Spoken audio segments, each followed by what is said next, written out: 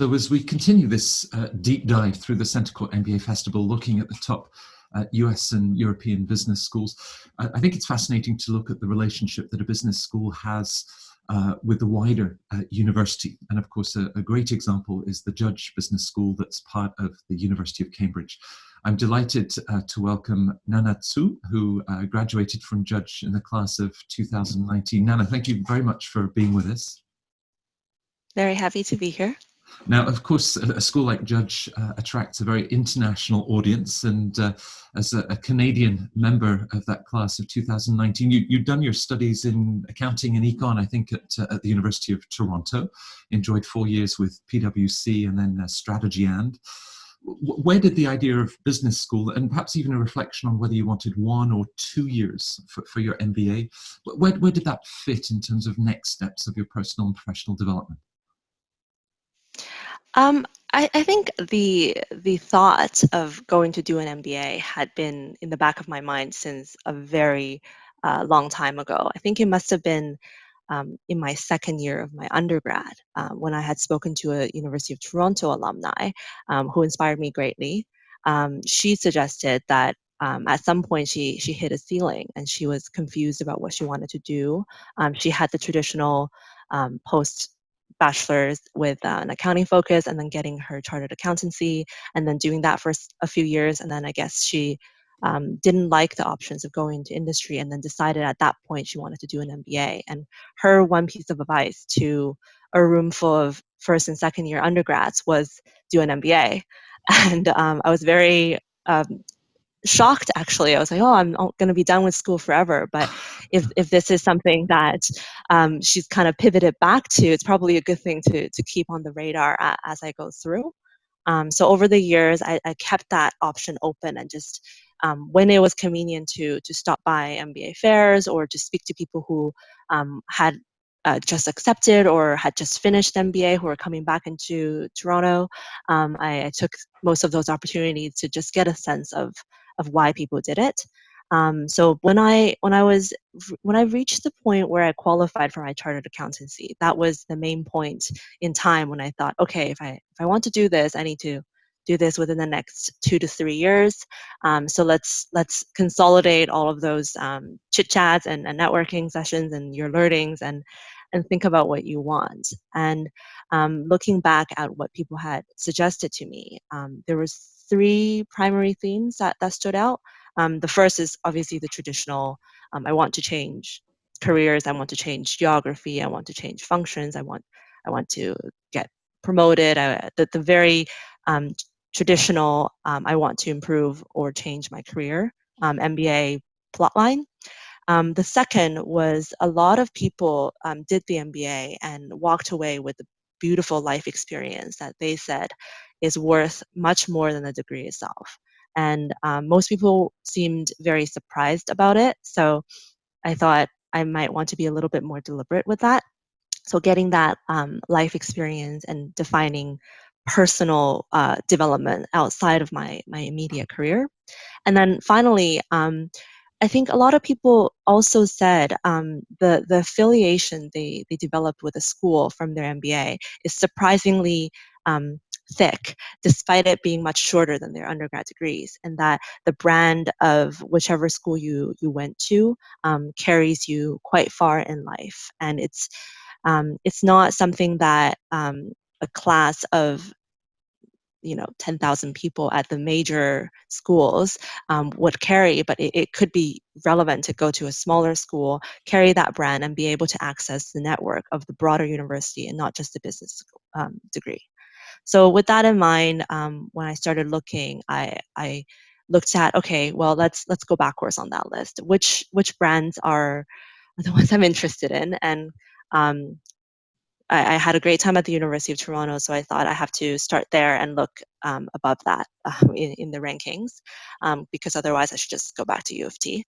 And then once I had that list down, I went through and compared the different lifestyles that I would have, the different curriculums. And what came back to me like screamingly loud is they all have the same program pretty much. They all teach the same types of classes and have the same types of involvement. But the student life element is very different. So Cambridge, being the historic school it is, just screamed Harry Potter and Hogwarts to me the whole time. And being a big fan of that, I thought, look, that's going to offer me the best life experience. So that helped me filter out a lot more options. And in the end, what was kind of the nail in the coffin in my decision is the focus on diverse teamwork, as well as the mandatory college involvement. So on the mandatory group environment, the school has several projects and study groups that are baked in to the program, and they go out of their way to make sure you're working with people who have a diverse background. So different geographies, different pre-MBA experience, different, I think they also look at post-MBA ambitions, and they force you to work together, which is great, because I think in daily life, it tends to get pretty homogenous, the people you work with, because you do the same thing. And then the second thing is that you have to also join a college in addition to the business school when you go to Cambridge or Oxford. And Cambridge has just so much history in the colleges that picking colleges took over a lot of my enthusiasm and time, and looking at the very famous alumni who graduated there, and it was just it felt right after a little bit of time. So I decided that this is the experience that I wanted, and in spite of it being a one-year program, and then wanting to do kind of a career transition, I knew that I had a few hurdles to meet, and then the timeline became more of a barrier that I was going to just work around no matter what, because I knew I had already decided I wanted the Cambridge experience. And so how was I going to meet my goals on the career side in this time frame that was available? So as I'm you, not sure if that answered it or too much. it's also great to hear that the very sort of deliberate thinking, rather than the happy accident of the life experience that the MBA represents for some people, how you then very consciously pursued that. So between the wizardry of Harry Potter, the laws of gravity of Isaac Newton, and his theories of evolution from Charles Darwin, how does that sort of interaction between the business school and the wider university, which of course, whether it's for biotech, sciences, I mean, there's so much going on in a university, how does that then sort of feed its way into the MBA experience? I would say that it's kind of, it just permeates into essentially every part of the MBA. I think the best analogy I give people is that if I wanted to meet someone new and learn something new every evening of the week, I could do that and not sleep. So the Cambridge campus helps a lot with that. So it kind of, the university grew kind of with the town. I don't know if very happily historically, but it's very kind of smushed together. And so the Judge Business School is kind of in the heart of that. It's across the street from a museum, as well as the engineering department. It's just down the street from some of the most historic colleges, so King's College, Trinity, as well as Cath and Pembroke, which are kind of all along the Trumpington Street path. And it just invites you in very accidental and deliberate ways. So Judge hosts the Entrepreneurship Center, which brings a lot of the biotech and the Silicon Valley people into Judge on purpose, and you can go there. You could also accidentally stumble into there just because you're passing through. And then if you're just walking along any campus streets, all of the colleges have so much going on all the time. It's like a massive episode of like FOMO, like fear of missing out, because there's just so much going on at all times that you really have to pick which of all of these ways to get involved do I want to commit myself to. So because you're also immediately affiliated with the college, that college life really also is readily available to you. So every college has a rowing team. So I tried out for rowing just to say I tried it, but I actually ended up rowing for pretty much the whole year in the lowest tier boat, but I still consider that very cool.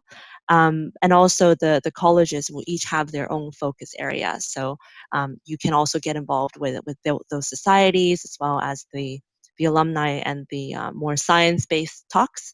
I know that there's many people in my class who wanted to and successfully started kind of startup ideas, either within the MBA program itself or in partnership with within the broader Cambridge network. So it's a very customizable experience, and you really have to make an effort to not get involved, I would say, if you were to say, I'm just going to do the business school. Right, right. Now, with the business school experience, you'd already thought to yourself making this triple jump, and there you are. You've successfully moved from Toronto to the UK, and you've also made that switch, and you're now working as an associate in private equity. So, if you didn't sleep much during the MBA, I'm not sure that things are going to improve for the coming months and years. How does Judge then support that sort of triple jump, or when people are looking to make a transition, because it's an intensive 1 year, there's a lot to pack in, including the sort of career ambitions that you had. For sure. I think Judge, I think the best thing that Judge did for me in terms of preparing my career was a phone call that we had with like a one-on-one session with someone in the careers team before the MBA even started. So after you had admitted and accepted and paid all your fees and was definitely coming, they scheduled these one-on-one phone conversations. And I think mine was over an hour long. And I had a discussion about all of the things I wanted to do and all the ways that I wanted to make sure I could get that experience, and how should I match what I want with what Judge was offering. And Judge did say, okay, here's what we offer. But at the very end of that, potentially even as a throwaway comment, it was kind of like, this is great, but just for your perspective, it's time's going to fly, and it's only a few months that you're on campus. So of course you can do a lot of things a little bit, or you can do a few things a lot. So it's really up to you, and how we support you depends on what you want, and you kind of need to tell us if you know what you want, or if you want us to help you explore what you want. And also, it's diverse class. It's a small class. There's only 200 people, and you're from 50 different countries. So we don't have the networks in every single country. So you do need to do a lot of the heavy lifting yourself if, let's say, you want something very, very niche in your home country. So they said, look, we've got Canadian alumni, but we don't have a Canadian office. So you do need to do quite a bit on your own, and here's how we can help you to complement that effort. Now, alternatively, if you're looking for something that we're very good at, and that's exactly what you want, we can give you the boilerplate. The boilerplate. So with that, I hung up that phone call and kind of started making a bit of a list of all the things that I had thrown out on this phone call as things that I wanted to try. And I realized, okay, it was like 40 things, and that's a little ridiculous.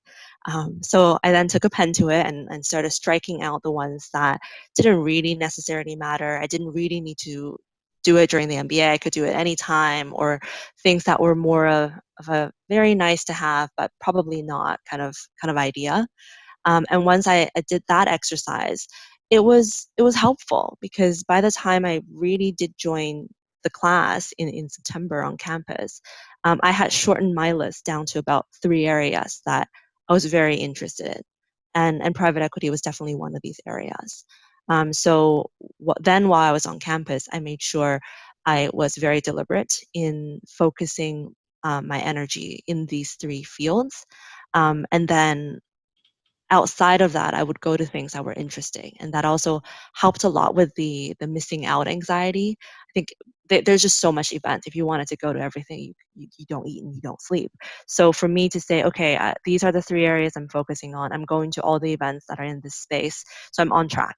And then I could decide to just go to the pub and have a drink and miss out on this great Google workshop, even though I'm sure it's great, but it wasn't an area that I ultimately wanted to go into yet. So I'm going to make the decision that it's okay to miss it, and then focus my energy elsewhere. And that helped a lot. And then Judge did actually keep track of the areas that I said were my focus area. So when relevant speakers were coming in, they reached out to make sure that we were aware of it. So for example, the company that I'm with now, Partners Group, when they came to campus, the Career Center reached out to all the people that had indicated they were interested and made sure we were aware this was happening. They told us there was a networking event. They gave us the names of the people who were coming so that if we wanted to, we could prepare. And it was just very lucky that one of the names that were sent through to me was actually someone that I was planning to reach out to. So it was quite smooth sailing, I think, for me on that lucky coincidence piece.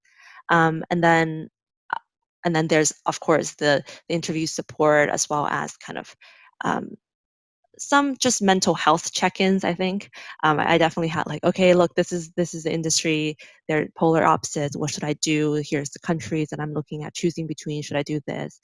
Should I go back to consulting, or should I do private equity? So they did have internal and external consultants that we could make an appointment with to speak to.